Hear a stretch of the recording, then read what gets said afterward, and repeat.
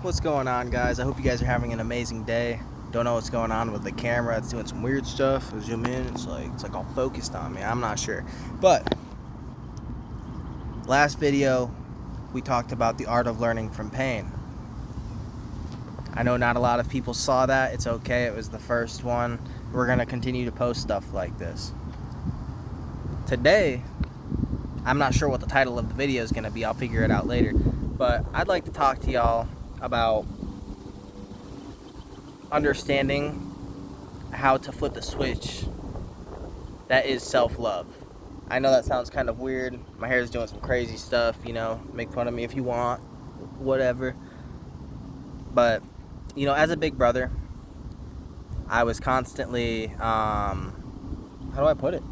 I was constantly feeling like I needed to be the strong one. I was constantly feeling like I was the one that needs to give, or I need to earn my love or respect, which, earning respect is just a given. But, in that situation,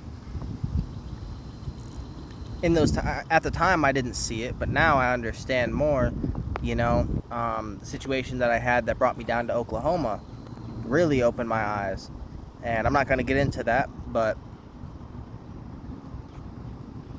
what it made me realize coming down from from New York, I didn't have any of my friends, I didn't have any of my family down here. So all of my, how do I want to put it, like energetic attention ties to those people is the best way I can put it, kind of just dissipated. The only thing I had was myself. And I was kind of in a situation where I was forced to sit there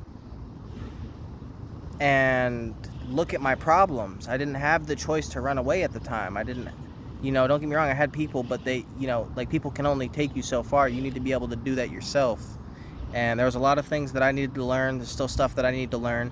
But being able to sit there and being forced to sit there and it was a gift.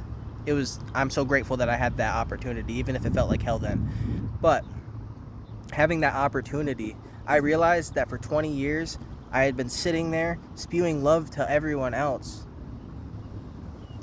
And I've never given love to myself. No self-worth, nothing, man. You know what it made me realize? People say it quite often, but they overlook it.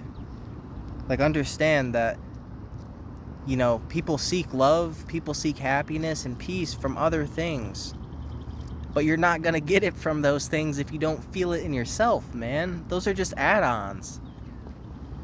It's all about your spirit, bro, your mind, your heart, and the actions that you take and how you align. You know what I'm saying? Like, what do you say you're going to do? Are you doing it? Does that fuel you? You got to find that passion. Once you figure out how to switch the flip, instead of pouring love out and pouring happiness out and all this other stuff, flip the switch and understand that you can pour that love into yourself. What I was just talking about, it's important. You need this rule. That's why I kind of cut off where I was. Once you're in that situation, you need to have that switch. You need to understand that you have that switch. You do have that switch. And when you flip it, you start loving yourself. And after a while of doing that, you're going to understand that people can't come to you if you don't have, people that love you aren't going to be able to come to you because you don't love you, man. You have a mirror right here, in your mind or whatever, and you also have a mirror, man. That's a mirror too. That's reality. That's a mirror too, okay? And with that being said, how much do you think that self-image in your mind affects you? Your mind is a machine, like we've talked about before, and it's literally to that extent. What you believe is what you think about. What you think about, you end up feeling stuff for. And then you make actions, You do stuff. You take steps towards that to bring those dreams into reality. Okay? I know y'all are with me.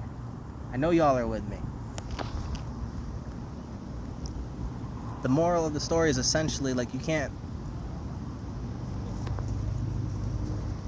expect to earn love or happiness or anything like that if you don't have it yourself, So, just something to think about.